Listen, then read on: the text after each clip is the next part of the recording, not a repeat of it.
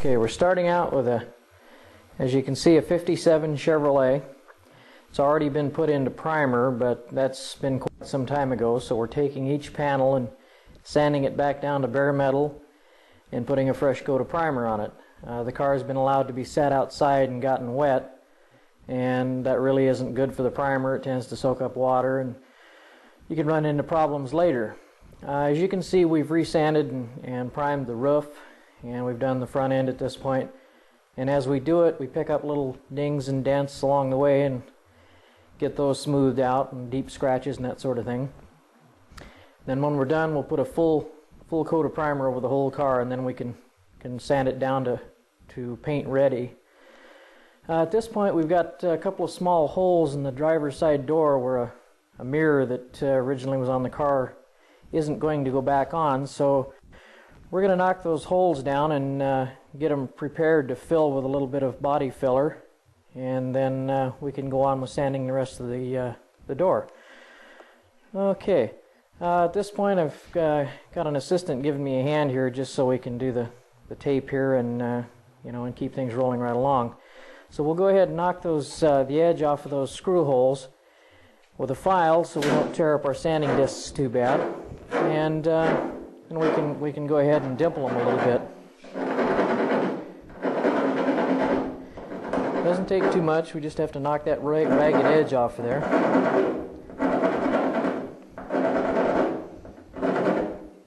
Great. There we go. All right, we'll kind of countersink them here, and we'll got a little bit of an edge yet.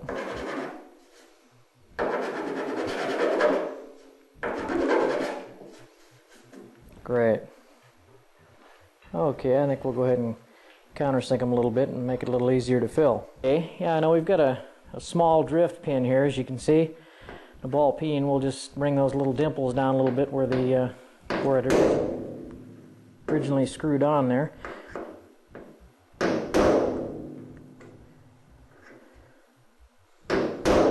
Great. Okay. Do the other one there.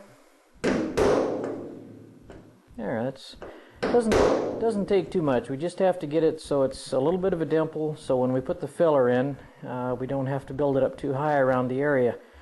The less body filler you use, obviously, the better. As you can see here, we've taken it down to bare metal all the way around the two affected areas for the small repair on the mirror holes. And what we'll do now is put a light coat of body filler on it and let that dry. Then we can go ahead and start smoothing it out. You want to be sure that any time you do filler work that you take the affected area clear to bare metal. The bonding agents in the Bondo or whatever brand you might use work much better when it's on a bare metal. It will adhere to paint, but it's not a good idea to do that. Okay, we'll move on to doing the application of the filler. I see a little light, right? Right. Just apply it. Nice even coat here. Not really much to it, just smooth it out a little bit. It's kind of like working with modeling clay in a sense. Just like that. Now don't be alarmed, you'll see it draws down a little bit in the holes on the first application, but that's alright. We're going to come back over it again and put a little finish coat on it. Then we can sand her down smooth. Okay, very good. Okay, as you can see, we've got the first coat smoothed back down. Initially what we wanted to do here was to just fill the holes.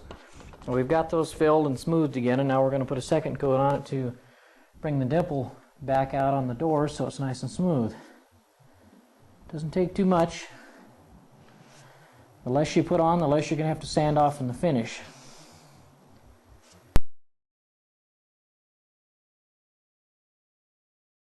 There we go. Now we'll let that set and come back and sand it down smooth, and then we can go ahead and sand the door down to bare metal. Okay, well, looks like we've just about got her down smooth. A couple more passes here, looks like. Okay, now we've got a nice contour there, and it seems nice and smooth. Get an angle shot of it here a little bit.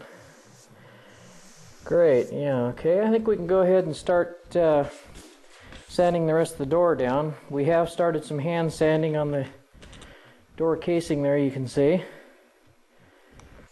That's some of the nasty work, some of the tough stuff you have to do by hand, but it makes for a much better, much more professional looking paint job. Okay, I think we'll go ahead and start sanding the door down.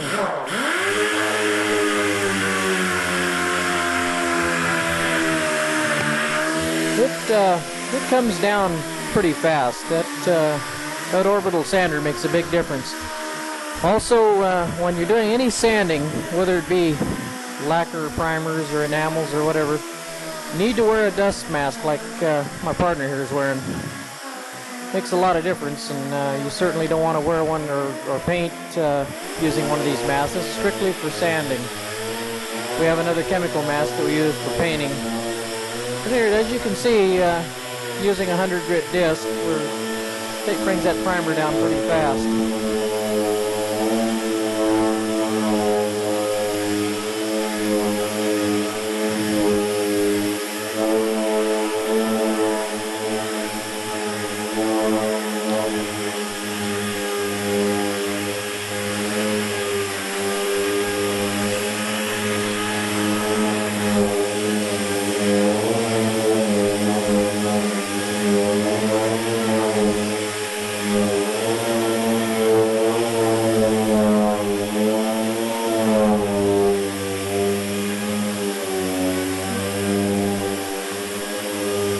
That's the nice thing about an orbital sander. You don't have to put too much pressure on the sander. It does the job for you. A lot faster than doing it by hand. Okay, well, we'll come back to this in a minute and work our way down the car. What we want to do is do the door and move our way down the quarter panel and get both of those ready to go, and we'll mask it off and put a couple of good coats of primer surfacer. Several different brands made. There's none in any particular that I prefer, but this brand does work well for me.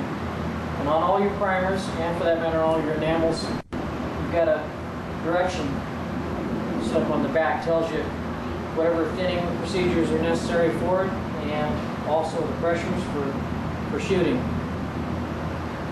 This particular one, for mixing, you mix it 1.5 parts reducer to 1 part primer. And then, like I said, the pressures for shooting, that sort of thing. The drying time is all listed on the back of the can.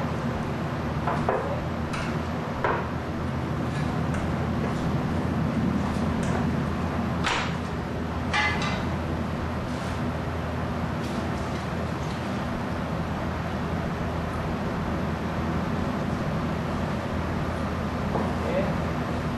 It's looking good. Make sure it's all thinned out nice.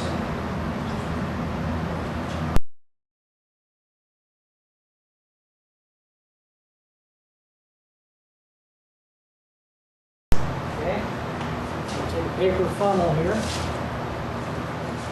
You always want to strain your paint through a paper funnel, whether it be primer or enamels or lacquer, it doesn't really matter. Make sure you don't have any foreign matter in it.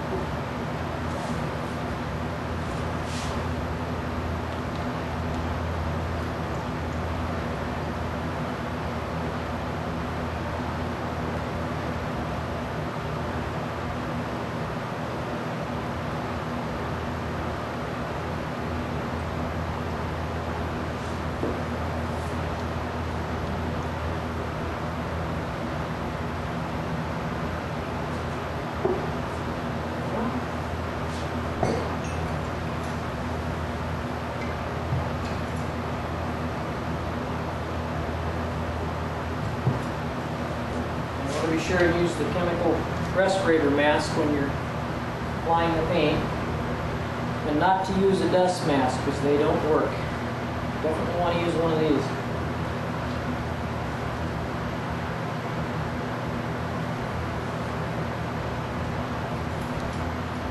Okay, as you can see, I've got a regulator on this gun to regulate the air pressure. I'm going to be shooting at about 40 pounds. The compressor that you'll be renting, they all have a regulator right on the tank, so you can regulate the pressure right at the compressor. This one I use because it's a little handier for me to use.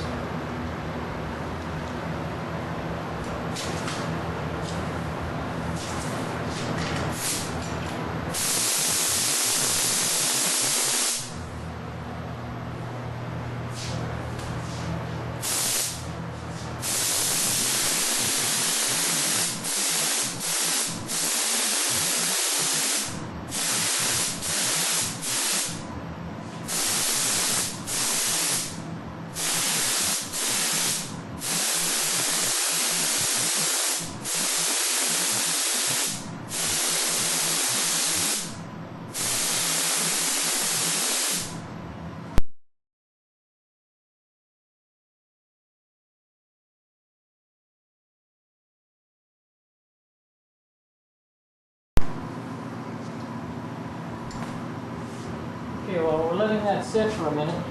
We'll let it sit about 15 minutes actually. I want to show you what I mean by gun strokes, so you get the general idea of how to roll the gun away from the paint and approximately how far. I hold it from 12 to 18 inches away from the body, and at the end of each stroke I roll it away, and you'll see what I mean.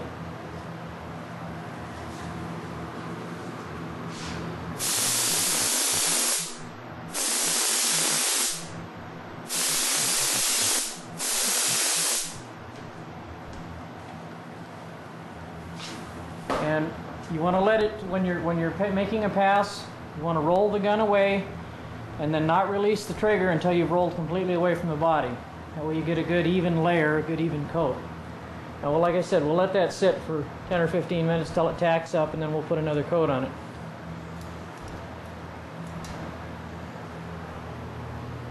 Concentrate on getting these window sills underneath and make sure that there's plenty of primer up in there. A lot of times the guys get in a hurry to paint, they don't pay attention to getting these window sills done correctly. Also, the rocker panel. You have to stoop down low, get underneath that rocker panel, make sure it gets a lot of paint.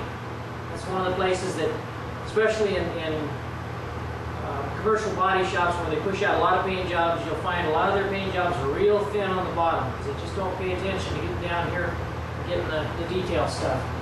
We'll go ahead now and put a second coat on. It's been a good 20 minutes now. There's plenty of tack time for it.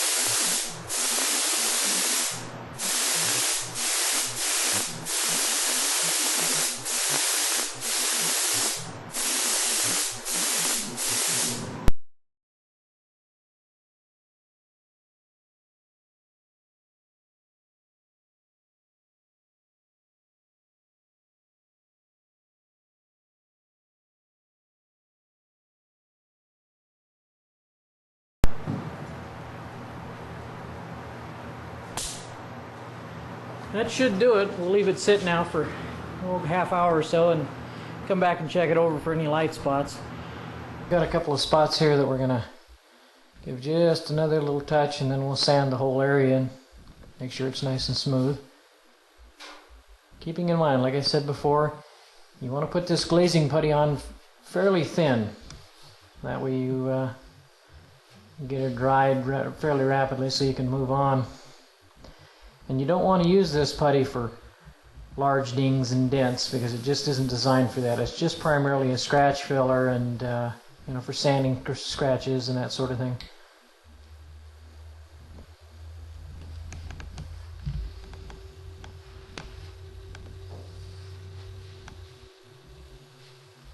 As you can see, it's almost transparent in places there. You don't want to get too carried away with it.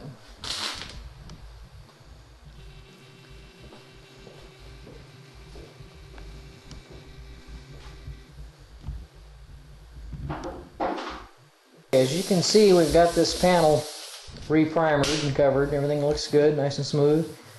Just taking a little bit of the edge off the primer. That should just about do it.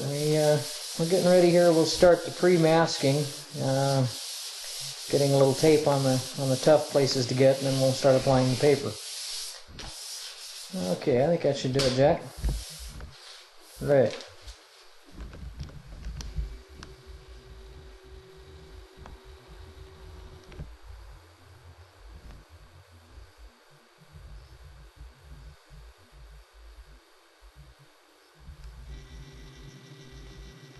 I think we're ready to start doing a little bit of the masking now. And to start off with, what we've got, you can use two different methods for masking the windows and the large parts of the body that need to be masked. You can either use just newspaper or butcher paper, or you can get one of these handy dandy little masking machines. You can get them at just about any of the local hardware stores. You just slide a roll of paper onto it, roll of masking tape, you pull it off, and you get tape and paper all together. Makes it a lot easier.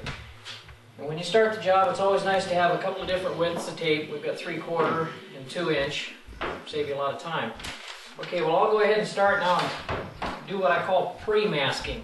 I go around the windows and put a layer of 3/4 inch tape. It makes it easier to come in with the paper. You don't have to be quite as precise with the paper if you've got a little bit of masking tape already on. So what we'll do, we'll get started up in here. Do this back window first.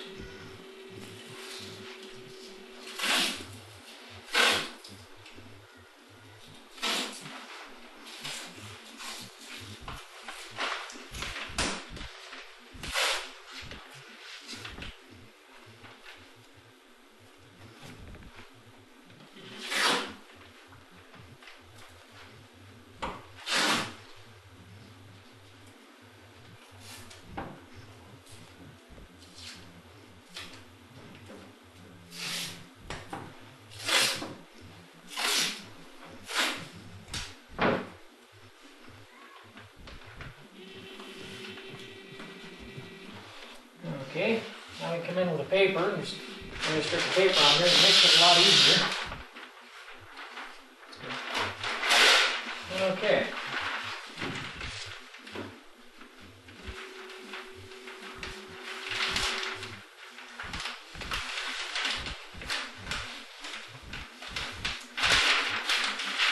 And what you do, when you get a pucker in the paper like that, just crease it. Hold it flat like that. Fit to the contour of the window. Okay. Hold the excess underneath.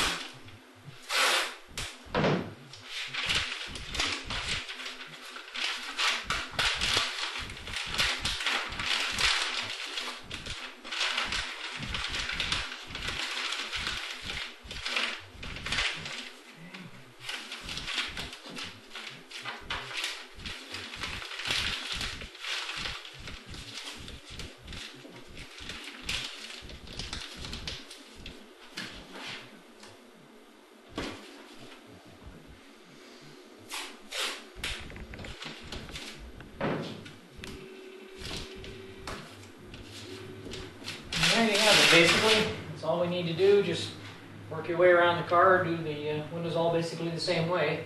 And once again, the pre-masking makes it go a lot faster and it's a lot easier. And as we go, we'll show you. We've got some wheel covers. We've just taken some old cloth blankets, a couple of drapes and a sheet. We put those over the wheels, and that way you keep from getting any overspray on the tires and rims. So we'll move on with this and come back to it in a little bit. Got the wheel covers on this side and got everything masked. This being a 150 model sedan, there's not a whole lot to mask off. You can see we've got the only chrome or stainless we've got off the car, and the back window stainless is off, so fairly easy to mask. Okay, around over here on this side. Alright, Jack, you want to go ahead and put that last wheel cover on, and we'll get ready here to tack rag the car and we can get started. Like I said, what works good for this is an old sheet, and in this case we've got a couple old drapes here that we used for wheel covers. It saves on cleanup. Okay, just tuck them up underneath the car as tight as you can get them there. That way you don't trip over them or have them in your way.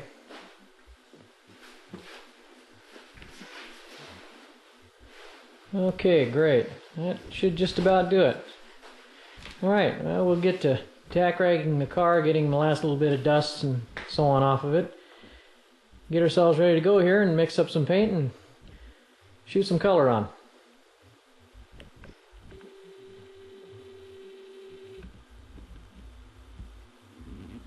What we're going to do here, we have a tack cloth, and we'll go over the whole car, the whole surface, and basically what we're doing is just a dusting. You can go over the car, like I said, a couple of times just to be sure. It's a real sticky cloth, and as you go, refold the cloth several times so you use as much of a clean surface as possible. Now this is the last thing you should do before you start to paint the car. Okay, we'll start with the top here and work our way down.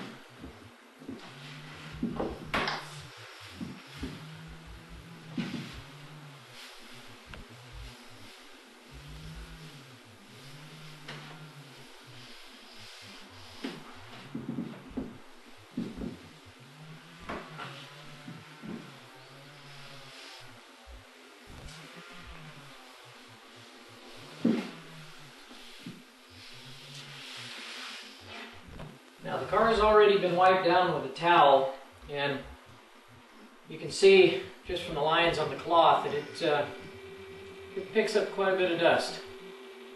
And believe me, that'll make a difference in the finished product. Okay.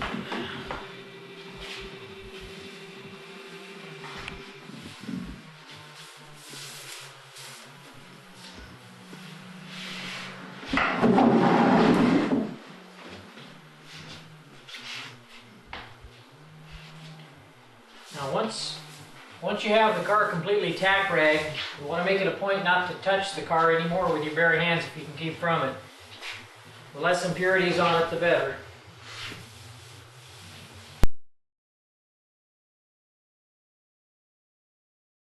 Okay, well, you basically get the idea there now.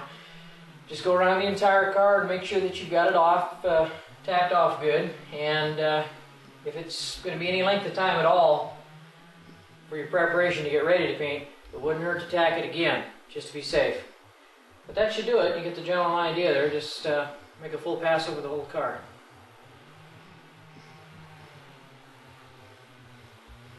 Good. We're all ready to go. We've got our mask off, we've got our water on the floor. Everything's all sealed up tight, so I think we'll go ahead and get the first batch mixed up and we can get her started.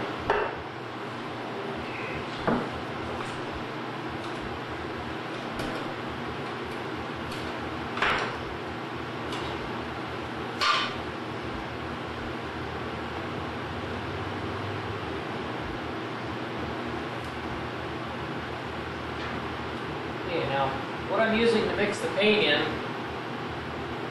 is a 2.5 gallon bucket with quart markings on the side of the bucket. Makes it a lot easier for mixing.